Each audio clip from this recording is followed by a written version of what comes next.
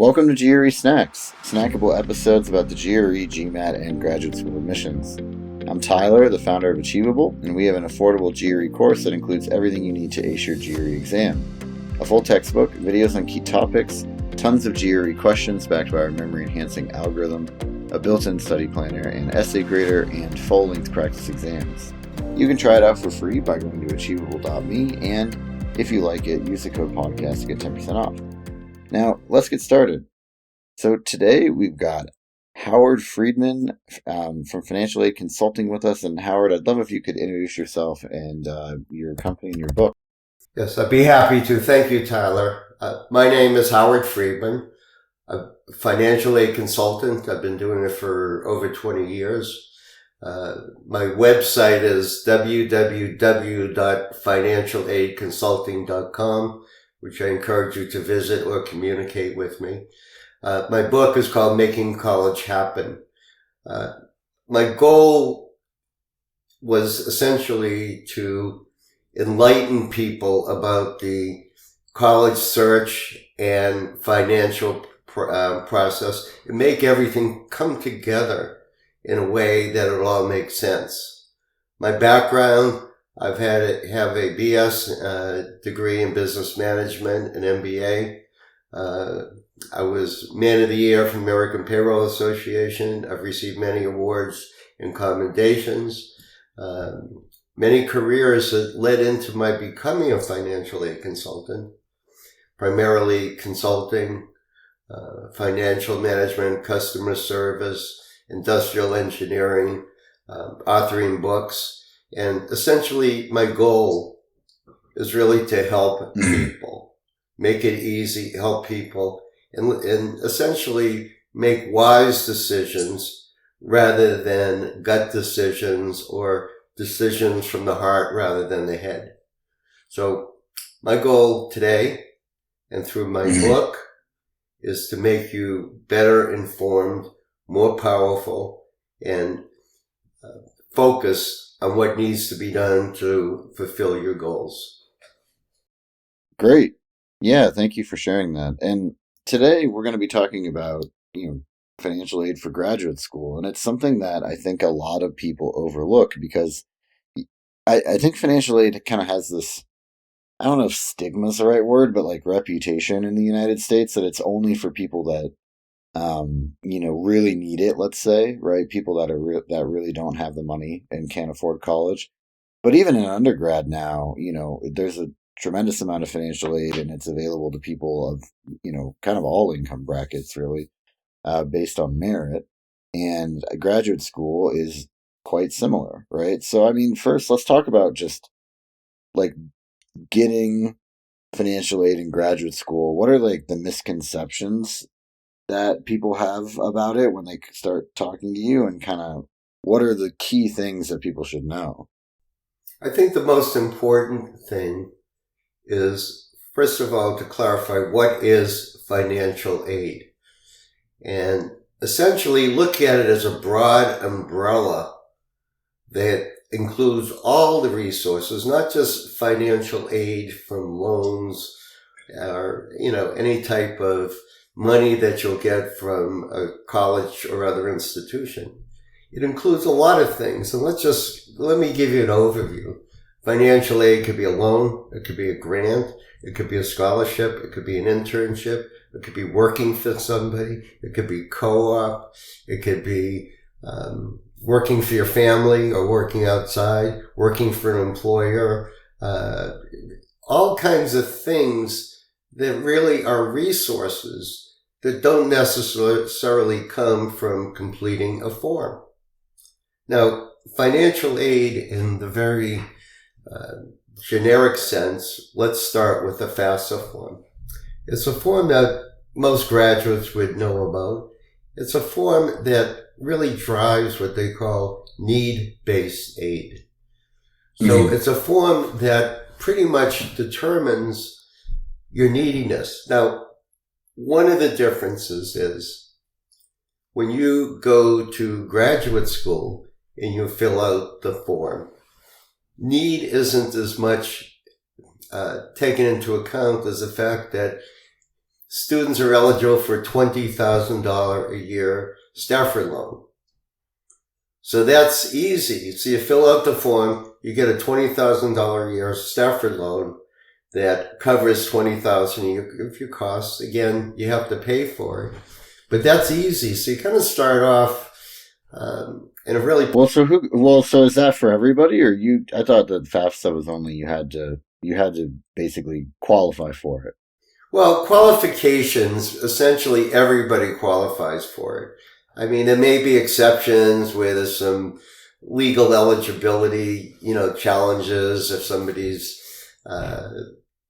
in jail or in a situation that they're not even qualified to be in the U.S. or there are some conflicts, but a majority of the people qualify for it. And you know that when you fill out the form, it'll ask you questions about whether you're, about your background. But the biggest thing to remember on the FAFSA is the student is considered independent. So what that means is that they're taking the student's information and excluding parental information. So essentially, if you have a parent that may... Well, because for graduate school, you're basically an adult. Yeah. So basically, you're an adult, and any type of concern about parental income goes away. So that's essentially one thing that's really good or beneficial by completing the FAFSA. The other piece to it is it kind of opened doors within the institution to take a look and say, hey, maybe there's some opportunities here. Maybe there's some internships. Maybe there's some internships because this person is a first generation student and let's see what we can do to help that person. I'm curious about this. So FAFSA, right, is based on your own personal income. Mm-hmm. So therefore, I would imagine that a lot of the people that go to graduate school, who are usually just coming straight from college, right? Like, unless they're going back to the workforce and then getting an MBA later, but it's really like pretty much everybody who's going to get their master's right away is probably going to be a current college student without much actual income on their own independently. So wouldn't pretty much every college student qualify for a FAFSA loan for graduate school? Yeah, I think they would, as long as they sign a promissory note. Basically you apply in a few days, your eligibility, and then you would sign a promissory note to say that you will repay it. So that's a type of loan that doesn't really include creditworthiness or ability to pay, as does some of the other loans. For example, a student can take a plus loan, and that's a government loan. They can borrow up to their full unmet need. But there has to be some credit worthiness that's so important in making you eligible for that loan. There are other loans out there that may involve a cosigner. So there's alternative loans, there's federal loans. Those are all primarily based on need. So any type of federal loan or state loan is based on need. The outside loans, which are called alternative loans, come from lending institutions, and they need you to tell them how much you need. And then from there, you determine whether or not you can swing the deal, your credit's good enough to get a loan. So from the loan side, there's really two choices, and they're pretty simple. One, the Stafford, the FAFSA, which would enable the student to receive a Stafford loan. The second one would be a plus loan, which is a governmental loan that allows you to borrow your full unmet need. And the value of that, and I think, I tell all my clients, any type of federal loan gives you protections that you don't get on a private loan. For example, if you should die, or when you die, or if you're involved in an accident or something happened to a parent, you get the forgiveness that is like an insurance policy, that you're covered. You are covered. If you get a private loan, no, you're not. It's a business. I encourage people, if they go down that path, to get a term life insurance policy, so if something were to happen, the loan would be covered.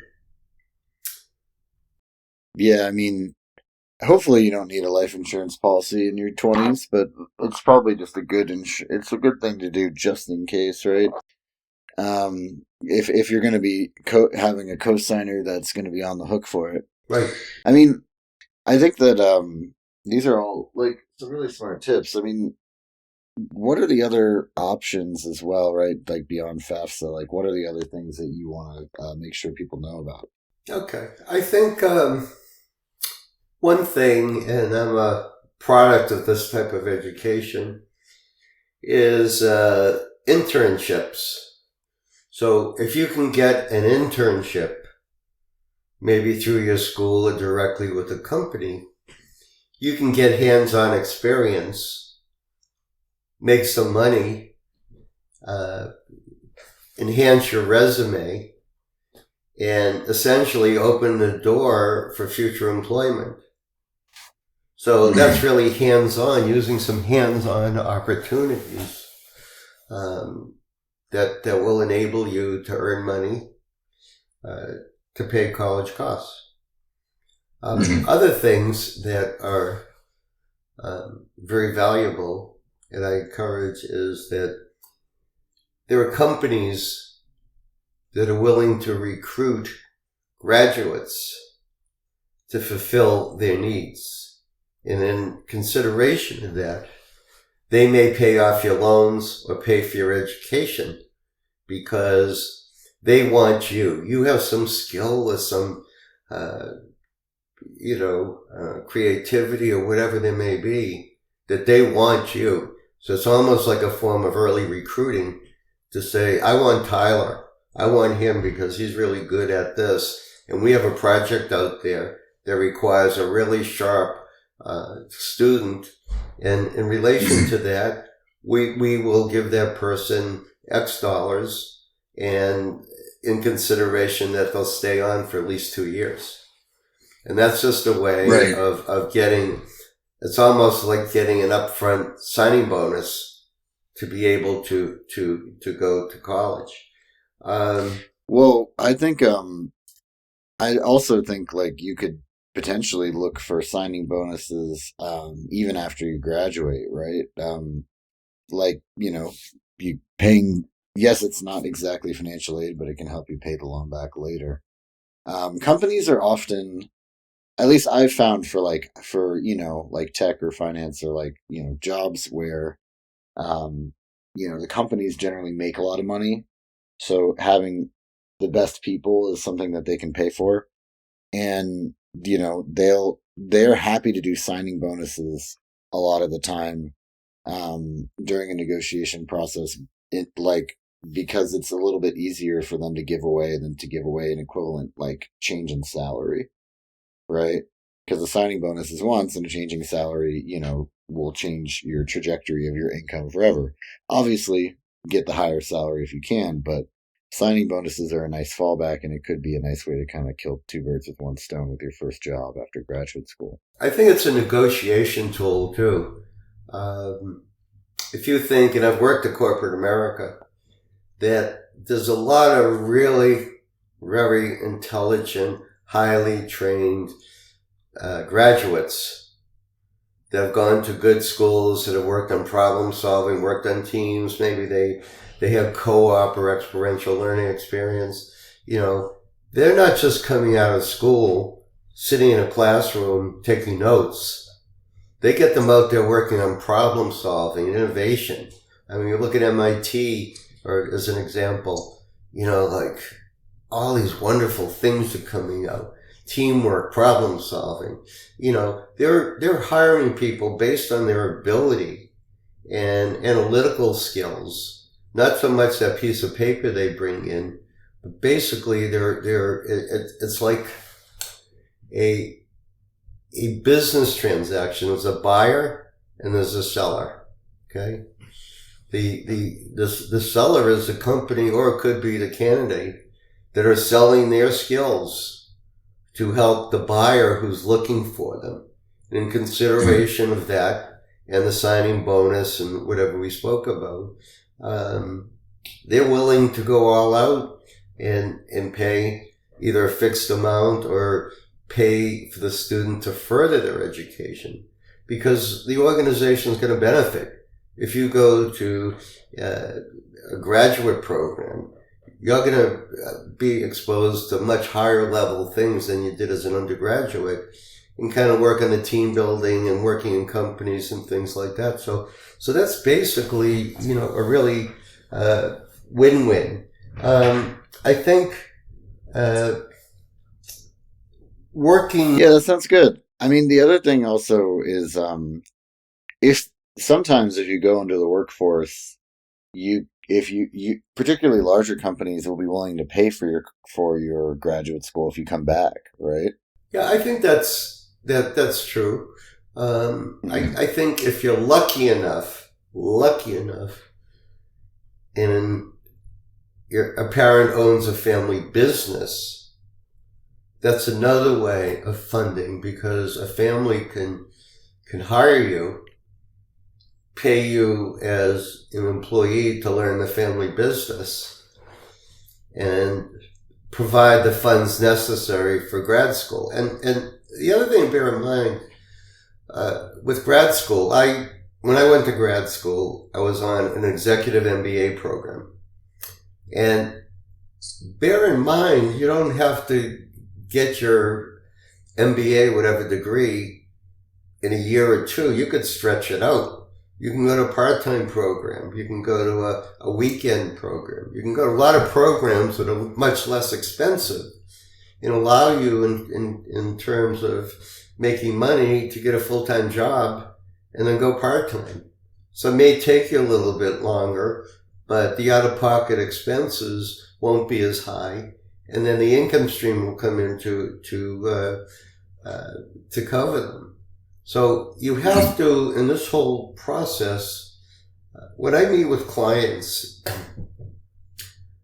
I don't necessarily give them yes or no answers. And the reason I can't is I have to learn something about them. If you were to apply to a graduate program, I would need to know a lot about you, your circumstances, your sources of funds. I need to know that before I could give you an intelligent answer, because your situation may be much different than another student. So I really think you got to take. You also really have to look at your undergrad. So if you're really a really good planner as an undergrad, one thing that's really important is to build credit. And if you do that as an undergrad, what will happen is it'll make you much more creditworthy and able to get a loan, probably at better rates and without a cosigner. So I encourage people, and that's why I tell parents as undergrads, encourage your child to maybe take a loan, pay it off, or you can pay it off for them. But let them grow their credit, because when they get out of college, if they've never worked before, okay, if they never paid for anything before, they don't have a credit history. And without a credit history, that's going to make them more dependent on other people. So, I think that's a good situation to think about, that you have to plan as an undergrad. There are some schools, too, that allow you to get your graduate degree if you go for a fifth year. So that may be something. Well, so that's yeah, sorry, I was gonna say that's something that I personally identify with because I didn't get my first credit card until I was out of college, and I was at Best Buy buying a television. I got a Best Buy credit card to buy it on. Naturally, I probably paid about twice what that television was worth by the time.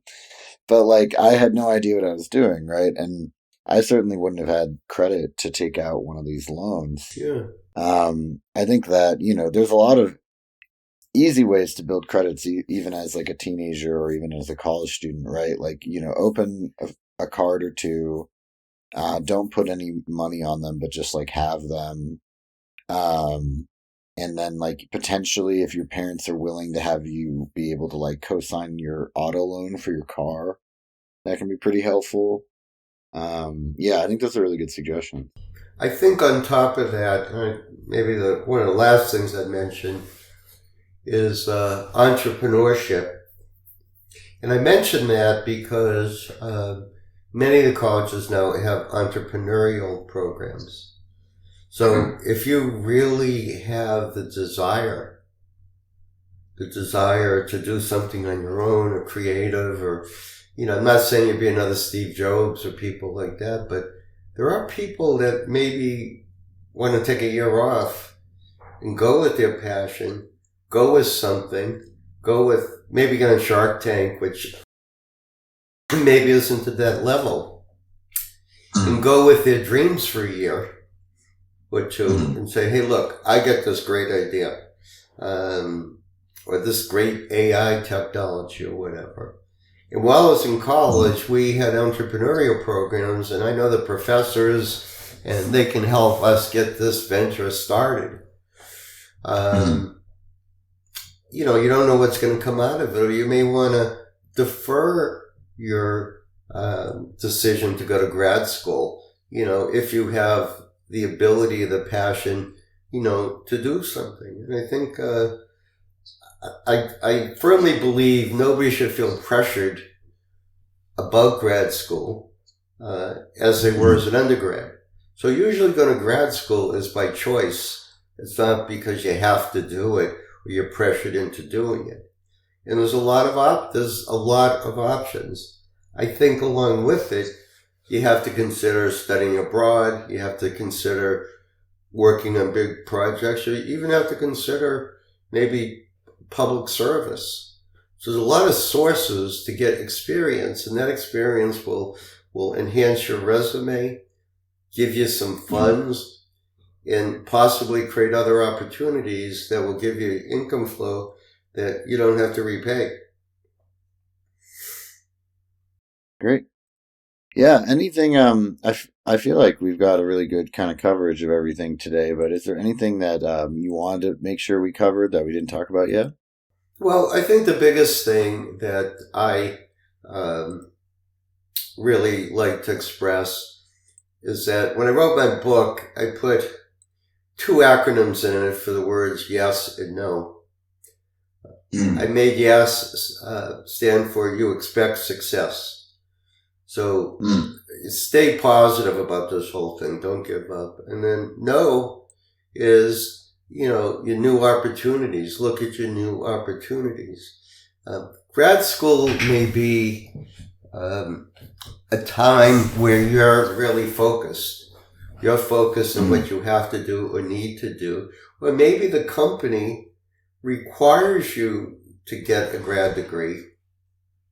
And again, they'll subsidize it. The other thing is to be very analytical, evaluate any type of award in cash flow, and look at the fact of, what do you have for undergraduate liability, and how much more you're going to pile on as a grad, And if you have a career, and I'll wrap this up by another analogy. Okay, let's say you want to buy a car. So your choices are to buy a low-level Toyota, whatever it is, or buy a Tesla.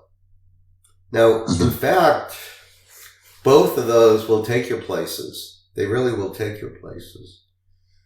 The question is it really worth it to buy that Tesla that essentially will depreciate like any other car and won't give you anything more to get to your destination unless you have a goal and you have disposable income that will enable you to buy the Tesla.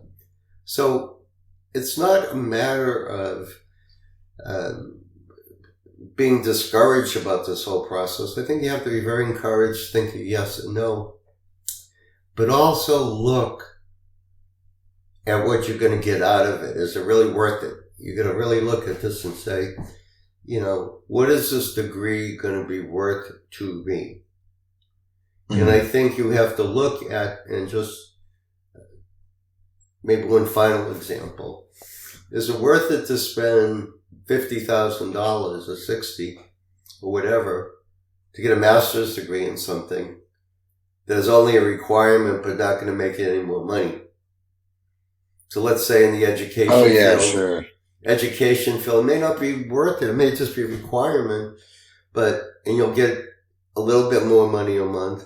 Or would it be worth it that a graduate degree in engineering might take you to a lot of places?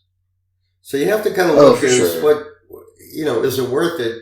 And I think, you have to decide on essentially the cost and the benefit.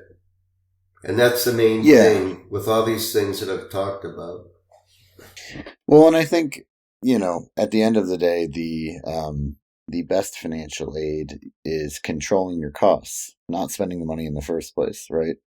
And so that kind of is more akin to your car analogy, but it's the idea that essentially, make sure that you're not just getting something because of the name or because it looks really good, but because it's actually going to be productive for you to do so, especially when it's, potentially significantly more expensive.